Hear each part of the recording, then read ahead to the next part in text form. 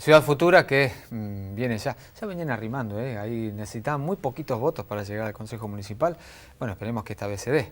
Sí, la última vez sacamos, que fue nuestra primera incursión electoral, después de 10 años como movimiento social, sacamos 20.000 votos y estuvimos bastante cerca de que una voz distinta que no tiene que ver con los partidos tradicionales entre al Consejo. Y la verdad que, bueno, ahora ya faltan poquitas horas. Venimos de una campaña, digamos, muy a pulmón, pero vemos que estamos llegando a muchos lugares y que la verdad tenemos mucha expectativa de poder hacer una muy buena elección, por más que no competimos en interna ahora, para quedar posicionados como una alternativa distinta en las generales. Algo que me llamó mucho la atención es una de las propuestas que tienen ustedes por el tema habitacional, ¿no? Que hay tanto déficit y tantas inequidades en Rosario, ¿no? Gente que por ahí no puede alquilar, sobre todo aquellos que hoy ganan 8.000, 9.000 pesos, se le va más de la mitad a veces en un alquiler. La idea de ustedes es hacer una inmobiliaria oficial, sería, ¿no? Una especie de oficina que pueda controlar además el precio de los alquileres. Sí, nosotros tenemos una propuesta que se llama justamente inmobiliaria pública, que va más allá de una oficina o un servicio público de alquiler, como algunos otros candidatos por ahí están proponiendo. ¿Por qué decimos que va más allá? Porque es un instrumento, sería una sociedad del Estado que tendría una doble función. Por un lado, regular todo lo que tiene que ver con los abusos que hacen las inmobiliarias hoy en el mercado, que están monopolizados por el sector privado, que el Estado puede aparecer como garantía, digamos, en esto que se da muchas veces como un problema, créditos iniciales para cuando uno tiene que hacer un contrato nuevo. Todo eso que tiene que ver con lo que nosotros llamamos la regulación de lo existente. Pero además lo que nos parece más interesante del proyecto es la parte que pone el Estado como urbanizador. Es decir, hoy el Estado simplemente es espectador de cómo los privados van urbanizando.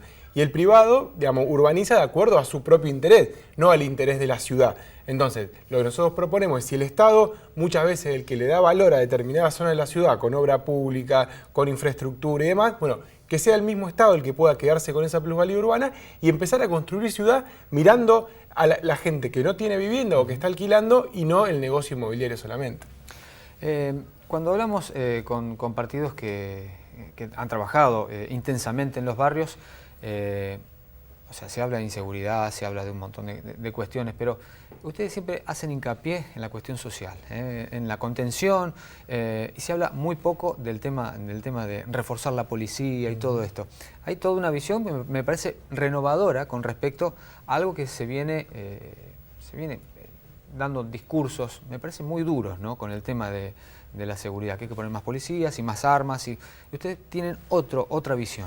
Sí, creo que también se hace mucha mala política a raíz de eso. Digo, muchas veces se termina jugando con los muertos, decimos nosotros. De hecho, a ver, nosotros si algo conocemos esta cuestión, de hecho, digamos, nuestros propios compañeros fueron asesinados en lo que fue el triple crimen de Moreno, y a partir de lo que fue esa lucha, un poco en base a todo eso también nosotros estamos haciendo distintas propuestas. O sea, por un lado, sí ir al problema estructural, para dar la solución de fondo, que tiene que ver con la desigualdad que vive la ciudad de Rosario, pero también dar respuesta en el ahora inmediato. Veíamos antes el caso de Paula Perazzi, y cómo muchas veces, digamos, cuando el Estado no activa determinados mecanismos, queda en la propia víctima tener que ir a los medios de comunicación, que muchas veces son el último refugio que pueden obtener. Si la víctima está organizada o no, funcionan las causas judiciales o no, si es de determinado sector social o no. Bueno, para nosotros eso no puede seguir siendo así. O sea, para nosotros, digamos, las víctimas valen lo mismo, no importa en qué lugar de la ciudad o en qué sector social se produzca. Entonces, para eso una de nuestras propuestas tiene que ver con la ley de víctimas, que justamente, ¿qué hace? Digamos, previene que por un lado se le garantice un montón de derechos a las víctimas que hoy no tiene. Digo, muchas veces las víctimas pierden el trabajo por la búsqueda de justicia. La idea que la ley los resarza de forma integral, es decir, que aquel que no tenía vivienda la puede obtener, de una cantidad de derechos que hoy no existen. Y además de eso, también prevenir para que las posibles soluciones no terminen generando más víctimas. Nosotros tomamos esta idea del caso de México y de Colombia, donde son leyes que ya se sancionaron, que si bien el problema en esos países explotó de otra dimensión, justamente lo queremos traer de forma digamos, preventiva.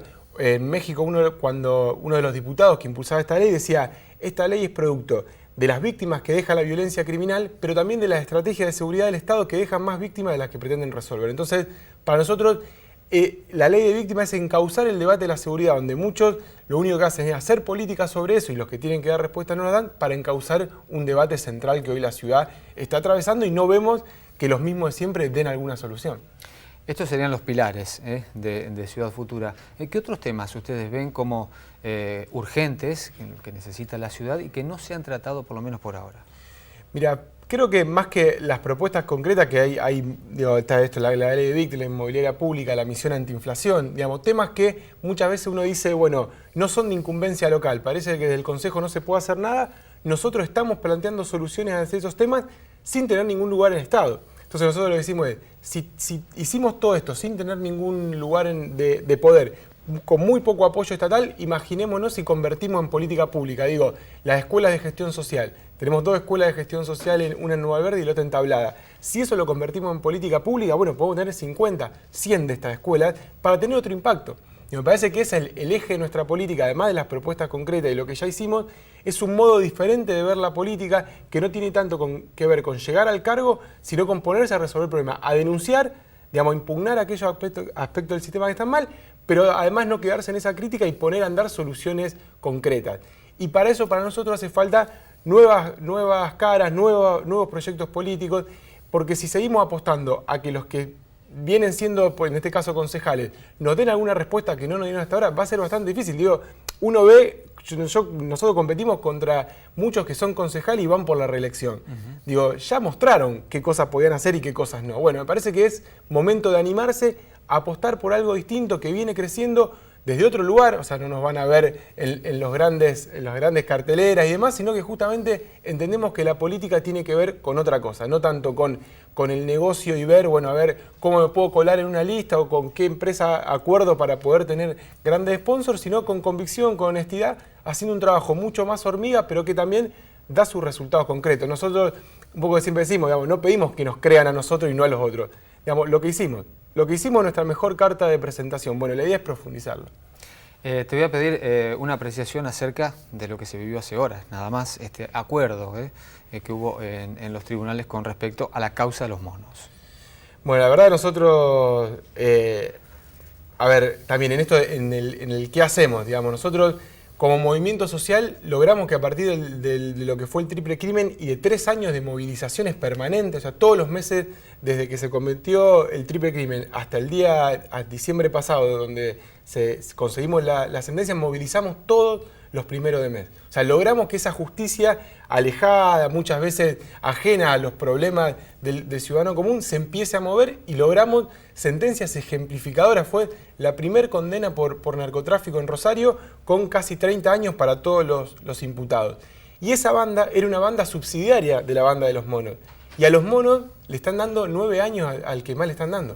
O sea, hay una diferencia tremenda de una banda que en teoría es más chica que la otra y que un movimiento pudo forzar a que funcione la justicia y haya realmente condenas para un caso tremendo como fue el triple crimen, que acá destapó toda esta cuestión del narcotráfico, y después otra causa auspiciada por el gobierno provincial, donde parecía que estábamos resolviendo la cuestión del narcotráfico, que los capos de la mafia estaban tras las rejas.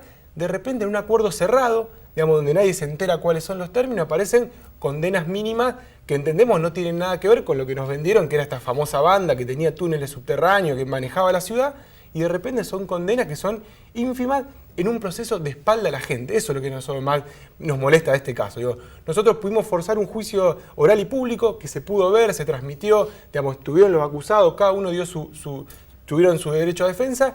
Eso creemos que es como debería funcionar siempre. Esto fue todo lo contrario, un acuerdo entre partes que nadie conoce y parecería incluso utilizado políticamente una semana antes de las elecciones. Juan, muchísimas gracias por venir. Y no, la verdad, suerte el domingo. Gracias a ustedes porque está bueno poder contar con estos espacios para contar una propuesta distinta. Y esto, si la gente que ve y que nos escucha le parece interesante, que el domingo nos pueda acompañar para empezar a construir una alternativa en Rosario, que creo que es lo que hace falta. Muchas gracias. No, gracias.